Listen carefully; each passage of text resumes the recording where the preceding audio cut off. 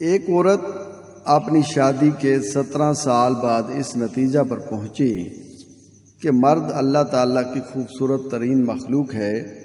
وہ اپنی جوانی کو اپنی بیوی اور بچوں کے لیے قربان کرتا ہے۔ یہ وہ ہستی ہے جو پوری کوشش کرتا ہے کہ اس کے بچوں کا آئندہ مستقبل خوبصورت اور اچھا بنے، لیکن اس قربانی کے بدلے ہمیشہ اس کی سرزنش کی جاتی ہے۔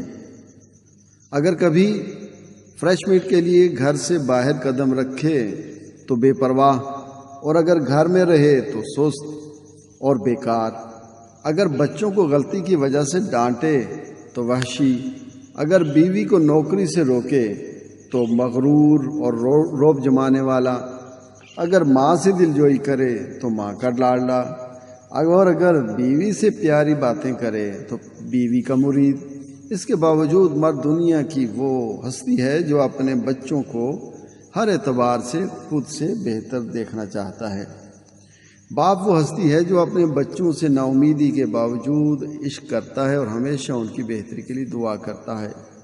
باپ وہ ہستی ہے جو اپنے بچوں کی اذیتوں کو برداشت کرتا ہے جب وہ اس کے قدموں پر قدم رکھ کر کھیلتے ہیں اور جب وہ بڑے ہو کر باپ کے دل پر قدم رکھتے ہیں۔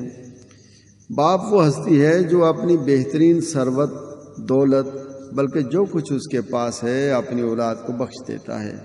اگر ماں اولاد کو 9 مہینے پیٹ میں رکھتی ہے تو باپ پوری زندگی اپنے فکر و دماغ میں لیے پھرتا ہے، دنیا اچھی اور خوبصورت ہے جب تک گھر کا سربراہ سالم ہے۔